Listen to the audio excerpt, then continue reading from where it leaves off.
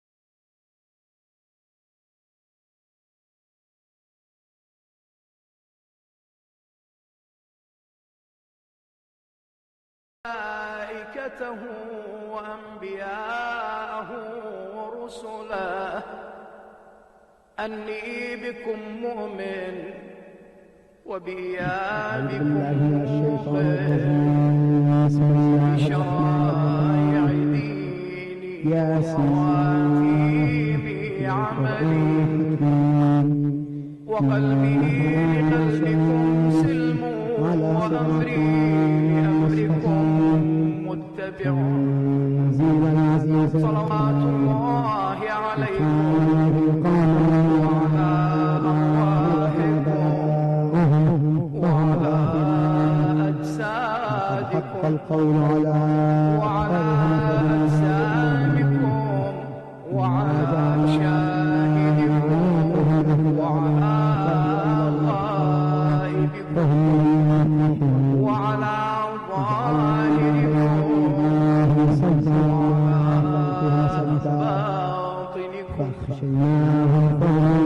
بأبي أنت وأمي يا ابن رسول الله بأبي أنت وأمي يا أبا عبد الله بشره بمغفرة لقد عظمت الرزية وجلت وعظمت المصيبة بك علينا وعلى جميع أهل السماوات والأرض فلعن الله أسرجت وألجمت وتهيأت لقتالك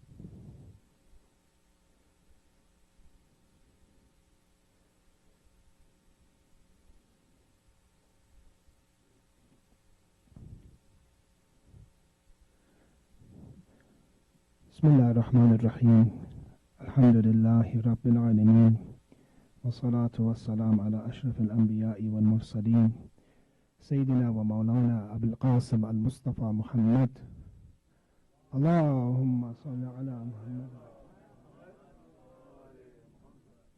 وعلى أهل بيته الطيبين الطاهرين ولعنة الله على أعدائهم إلى قيام يوم الدين. As you brothers and sisters know, tonight is the first of the 10 days of Muharram, the 10 days that many of the prophets, many of the imams mourn for the martyrdom of Imam Hussein alayhi salam.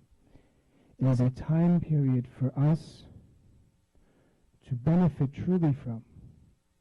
Somebody can change his entire life. He can change whatever he did from the past. And inshallah he can become like the companions of Sayyid al-Shuhada alayhi salam in such a time period. Therefore this time period is extremely valuable for us. And I encourage you brothers and sisters to invite your family members, invite your friends, because this majlis of Imam Hussein is a majlis that truly we are invited to come to. Not everybody has tawfiq to come to the majlis of Imam Hussein alayhi salam. They asked one of our scholars, they said when you go to the ziyarat and you visit the Imams alayhim salam, is this qismat for us? Is this our destiny? Or is this something that we choose by ourselves and we go? Is it from our free will? And he said to them, it's none of these two. It's not your qismat, it's not your destiny, and it's not something that is from your irada or from your own free will. He said it is da'wah, it is an invitation. And the same goes to the majlis of Imam Hussein. Besides the ziyarat of Imam Hussein alayhi salam, the majlis of Imam Hussein is an invitation. We might think that we thought today, okay, I'm going to go to the masjid. Who put that thought in here? Who made that intention? Who made our hearts pure? Who drag us here? That's the Ahlul Bayt alayhimus salam. Therefore, when we really think of the majlis of Imam Hussein, it is truly a gathering of light and nur. And these are some of the best gatherings that we can have. Because the people of heaven understand the value of Imam Hussein, not the people of the earth. So if we truly were to understand how great and what nur there is in the majlis, no matter how many people come. Some of the traditions, they say if there's two of you that gather for Imam Hussein, the third will be an angel that comes. That you remember the Ahlul Bayt alayhimus salam. Therefore, this is the best way for us to reach God, which is the purpose of why we're created. This is the best way to become an abd and a servant and slave of God, is by remembering what Imam Hussein alayhi salam did in Karbala. Many of us are parents. Many of us are youth. Usually the first day of Muharram, the first night, we talk about the philosophy behind why we have azadari or matam or lutliya or remembrance of Imam Hussein in this fashion. As youth raised in the West, this question arises as why do we remember Imam Hussein alayhi salam? So it's very important for us to approach Muharram and Ashura with the aql and intellect, and also approach it with the heart and emotions and spirituality. If they ask us today, we have young children, or some of the children ask, why, Baba, why do you come to the Majlis of Imam Hussein? You encourage them to come. He says, why? Why should I go here? You might tell them, well, it has a lot of reward. And that's very true. It does have a lot of reward. And you might tell them because his mother, Sayyidah Fatima Salamullah alayha, will become happy. And true, this is very true that Sayyidah Zahra Salamullah alayha pays very much attention to those that come to the majlis of her son Imam Hussein alayhi salam. But we're going to tonight talk about two methods of understanding matam. One is the method from the aql and intellect and the people of intellect.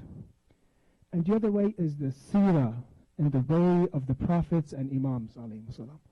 Both of them are a hujjat and proof for us. both the way of the people of intellect and also the path of the prophets and imams alayhi salam. So that we can begin, please recite a salawat ala Muhammad wa ali Muhammad.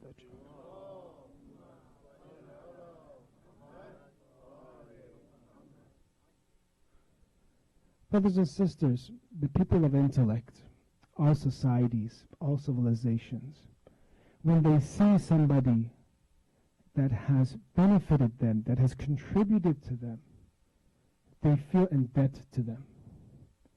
Therefore, if this person is an inventor, if this person is a writer, if this person is a hero or champion, they will remember them. Either putting their faces on the currency they have, or maybe building monuments for them, or maybe even hospitals or streets naming after them. They will remember that person. How much did Imam Hussein alayhi salam help us? How much did he sacrifice for us? How much did he contribute to us? We do not truly understand Karbala. We don't truly claim to understand fully Karbala, because Karbala has many dimensions. Only someone like Imam al-Asr, the Imam of the age, Ajallah Ta'ala Farajah, can understand the batin of Karbala. But what we understand from the Zahir is enough that we say we are in debt to you, Imam Hussein. You have saved Islam. I don't want to go through the history, but I do teach a class of history, and it's about the revival of Islam, revival of religion by the holy Imams. How Islam was dead after the Prophet of Islam, and how the Imams came, how Imam Ali came, Imam Hassan came, Imam Hussein came, and the Imams came, and they gave life to Islam again. They retaught what the Prophet of Islam taught. They had killed Islam. They have distorted Islam. And the Prophet warned about this. He said, but what happened to you is what happened with the other prophets. Na'al bin na'al. Just like, foot by foot. Or qudda bi qudda. By arrow. Following what happened to the previous religions will happen to your religion. But who stopped this distortion from happening? Who stopped tahrif? The Ahlul Bayt alayhim as-salam.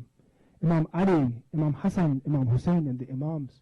They retaught Salat even. You'll be surprised when Amir al-Mu'mineen alayhi salam gained power and they saw his Salat. Some people was wondering, what is this he's doing? Salat was so much different that when Imam Ali came and prayed it over in front of people, they were confused. They're like, this isn't Salat.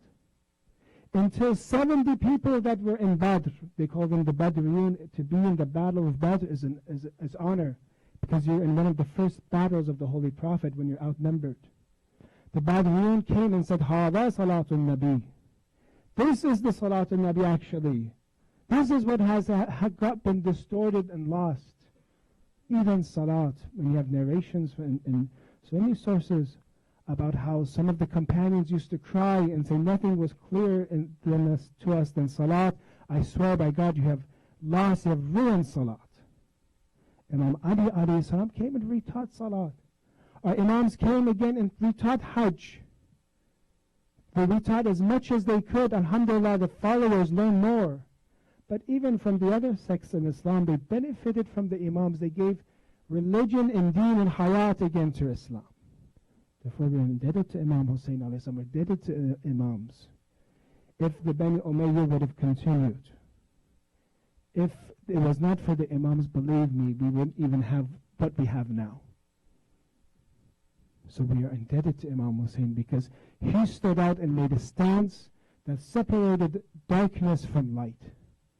And after that, it toppled the government. And after that, all of the Imams all together, the action of Ashura, the day of Ashura, is not limited to the Holy Prophet.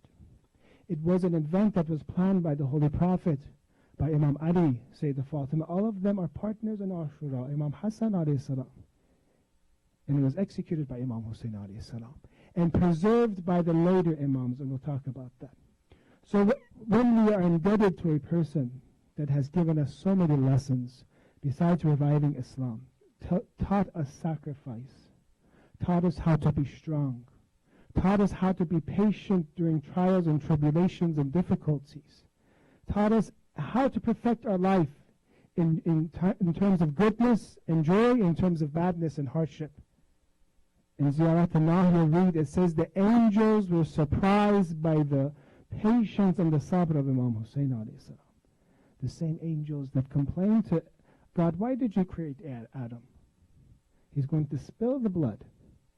The same angels were surprised by the patience of the day of Ashura of Imam Hussein. So Ashura is a spiritual journey for us. Ashura gives us life. Ashura saved Islam. It makes us perfect human beings. Imam Hussein was a complete human being. Therefore, we're indebted to him. Therefore, we will remember him. This is what the people of the intellect do. People that have contributed to them, people that have sacrificed for society, they remember them. Even when I was coming here, it says those that were veterans in the military, they said those will be boarded first. Why? Because society feels that they're indebted to people that are in the military here. Imagine Imam Hussein, he sacrificed everybody. His children he even took for them to be captives so that we can wake up. So aren't we in debt to Imam Hussein to remember him? So this is the first argument, a rational argument. Someone might then ask, or children might ask, why in this fashion? Then, okay, we'll remember Imam Hussein alayhi salam. But why in this fashion? Why do you have to beat yourselves? Why do you have to wear black? Why do you have to put banners? Why do you have to be so emotional? Why don't you write a bunch of books and essays and articles about Imam Hussein alayhi salam, and that's it. Limit yourselves to an intellectual debate. This question has a very clear answer, but it's a little bit more complicated. Why do we remember Imam Hussein in this fashion? How Shias, we beat our chests. Why do we do these actions? Someone might ask. Or maybe our co-workers ask. Someone at work, maybe students that we study with, they might ask us, are you Shia? Why do you remember Imam Hussein alayhi salam this way? To answer this question, we use the knowledge of the great teacher, Shahid Mutahari. And he says that man has two components. Has an intellect and also has the emotional side, the emotional faculty. He compares the intellect to headlights. When you drive, if you don't have headlights, you don't know where you're going. You could drive off a cliff. And he compares the emotions to the engine, to the motor. It drives you, makes you go forward. Very much when those emotions are at a peak and when you fall in love, then it will take you wherever your heart goes. You'll sacrifice everything for who do you love. Therefore, we need to remember Imam Hussein. We said that first, we need to benefit from him. We're indebted to him. We need to remember him. Therefore, if we have two faculties, we need to remember him both intellectually and also emotionally. We have to benefit it from both sides.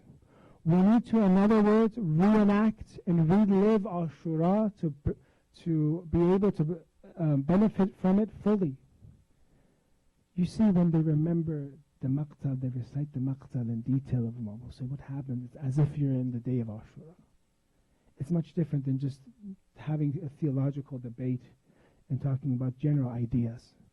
When you reenact something, it changes you. When you're there, when you witness something, it's much different than when you heard of something, when you hear something.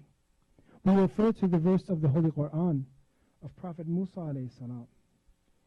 Even Prophet Musa, when he left, and he had the ayahs of Quran, وَوَعَدْنَا مُوسَى ثَلَاثِينَ لَيْلَةً, and we gave Musa alayhi salam the promise of for 30 nights. وَأَتْمَمْنَاهَا بِعَشْرٍ. Then we completed it with 10 more, meaning 40 days he left his people. And he was meeting God. Very interesting side note about the walayat of the Ahlul Bayt alayhi salam. There's narrations that how did Musa alayhi salam speak to Allah? He didn't, of course, there's a medium, because Allah doesn't have any physical manifestations. There was a medium that he spoke to Allah. But how did he speak to Allah? The narrations say with the walayat of Amir al-Mu'minin Ali alayhi salam.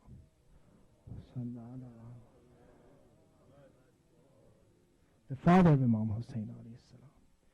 So in this story, when Musa alayhi salam comes and meets Allah, and speaks to Allah, of course not physically, there in the chapter of Surah Taha 2085, it says, "But indeed we have tried your people, and after you departed, وَأَضَلَّهُمْ السَّامِرِي, and Samiri had led them astray." Musa is informed that his people are led astray. But you don't see verses that talk about a reaction from Musa. It's a big deal. He did all this effort to guide his people, but then when he leaves for a time period, his people are left astray. He doesn't have a reaction then. But then when you look at another chapter in Surah the 7th, Al-A'raf 150, it says, when Musa alayhi salam returned to his people, now he witnesses polytheism. He heard that his people became mushrikeen again. He was informed, that's something else. But now he witnesses and sees it with his own eyes. And then when he returned to his people, angry and grieved, he said, how wretched is that by which you have replaced me after my departure.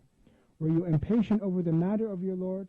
وَأَلْغَى عَلَى الْوَاهِ, and the tablets that he had, he threw those tablets, Prophet Musa. So when he heard about his people being deceived, he didn't have that reaction. When he saw his people being deceived, he threw the tablets and he seized his brother by his head, وَأَخَذَ بِرَأْسِ أَخِيهِ يَجُرُّهُ إِلَيْهِ, and took his brother Harun and pulled him towards him. That is the difference in reaction between hearing something and seeing and witnessing it. When you reenact Ashura, when you talk in detail about the maqtal of how Imam Hussein in detail was killed, when you mention it in a very nice way, you take all your emotions as if you are in the plains of Karbala, and you're benefiting from it fully, you're reliving Ashura. That is one of the reasons why we do this, to bring us to the day of Ashura so we can witness what happened to Imam Hussein, therefore we can benefit from him the most. The third question is, why in such a mourning fashion? Okay, we believe that with your intellect, we see you should benefit and remember, we should remember people that have benefited you. We said that with our emotions and with our intellect, we benefit from Ashura. The third is, why in such a grievous manner, why in with such huzn and grief? Because every remembrance has to relate with what happened. Ashura was a very sad event. It was a tragedy. Therefore, we don't laugh in tragedies. We grieve and cry.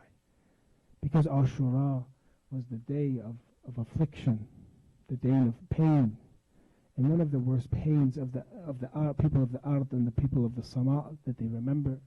Therefore, we cry for Imam Hussein alayhi salam. And this is the same cries that the prophets did. Now we're going to go into the seerah of the holy prophets. Surah Aql tells us, remember Imam Hussein. The lifestyle and the way of the prophets and imams tells us to remember Imam Hussein. Prophet Adam alayhi salam, look in Bihar al-Anwar, there's a volume that talks about the stories of the prophets in a chapter of Allama Majlisi. I believe it should be in the 40th or 44th volume. 44th volume, chapter 30, there's a chapter of how the prophets were informed of the martyrdom of Imam Hussein before it happened in Bihar al-Anwar. And this is from Prophet Adam, it has stories, from Prophet Ibrahim, Prophet Nuh, Prophet Ibrahim alayhi salam, from Prophet Isa alayhi salam to Prophet Musa, Prophet Isa alayhi salam, and our holy prophet. All the prophets remembered Imam Hussein, hatta Adam. Even Adam. Jibreel comes to Adam in this story in Bihar. Adam, we believe he didn't do a sin. He did not do a sin. And this is, our Imams teaches this. He didn't do the best thing. Tarka Allah. He left the best thing. It wasn't a sin. But then he was repenting, and Jibreel mentions to say these names. For maybe about 40 years, Adam was repenting and seeking forgiveness until he mentions these 5 holy names. and that dua comes. Ya Hamidu bihaqq Muhammad, Ya Aliyu bihaqq Ali, Ya Fatiru bihaqq Fatima. He mentions these 5 names, but when it comes to the name of Abu Abdullah and Hussein, he says, I have grief. Why does this name have grief for me? And Jibreel comes and tells him the story of Imam Hussein.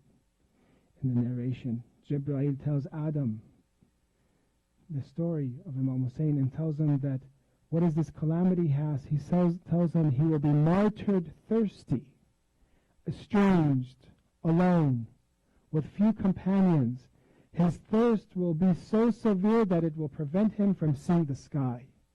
It will be a barrier between him and the sky, the thirst of Imam Hussein alayhi salam. They will slaughter him and will take him and his companions' heads to different cities, and his family will be taken prisoners. Therefore Adam and Jibreel cried, Jibreel and Adam, Prophet Adam cried together like mothers who lost their children, and they cried. This is Prophet Adam alayhi salam. When you are crying for Imam Hussein, you are linking yourself with the prophets. This is the same line of the prophets. Prophet Noah, you heard of Noah's Ark. When you say salam to Imam Ali alayhi salam, you say his Daji'aika Adam and Noah, because Noah, we believe Adam and Noah are also buried next to Amir al-Mu'minin alayhi salam. And Imam Ali was buried next to them. Noah, when the flood happens, he was on his ark, his ship.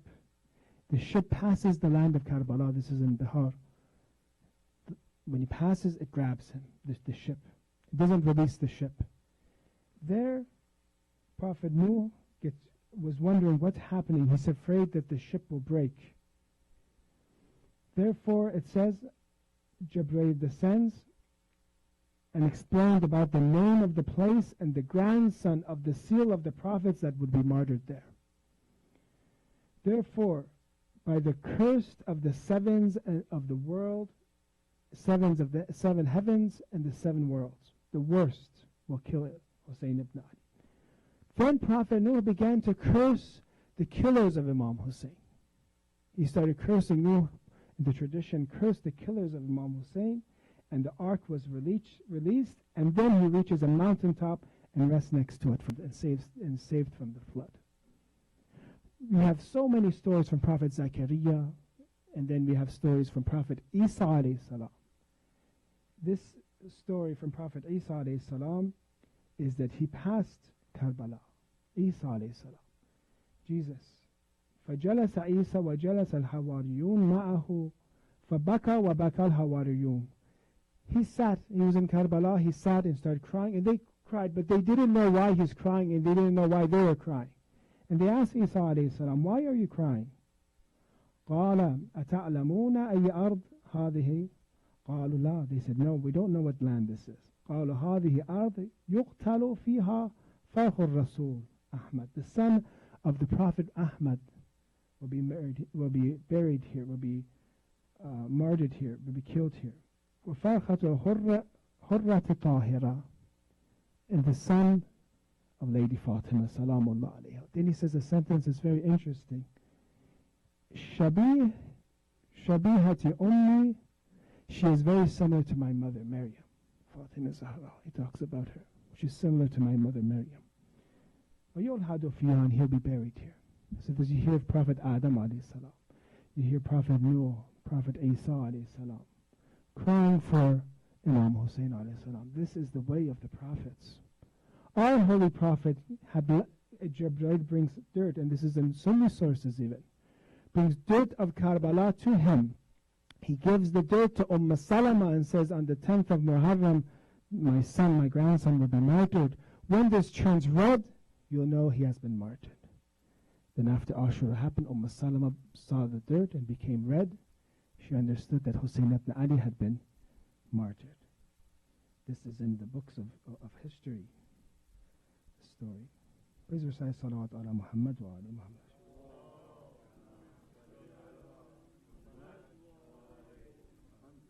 This is in Al-Kamil for Tariq Ibn Athir.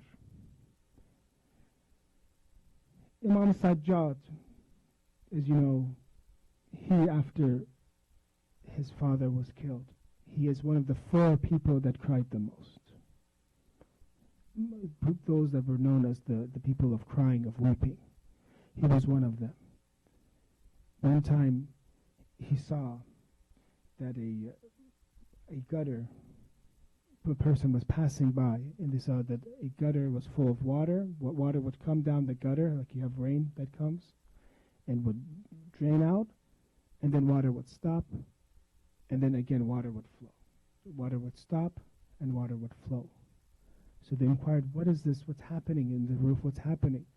They saw that it was Imam Sajjad, Imam Ali ibn al-Hussein. Every time he came to pour water on himself, he remembered the thirst of his father and would cry. And then again he would take water again to do wudu, to do ablution, again he would cry. You have stories from Imam Baqir alayhi salam, Imam Muhammad al-Baqir. He would have majlis for Imam Hussein. He would have people like Kumayt al-Asadi recite for Imam Hussein. He would have majlis and gatherings for Imam Hussein, and would take his hands and say, may Allah forgive your sins from the past and the future to Kumayt. You have the narration from Imam Musa that Imam Musa Kadhim alayhi salam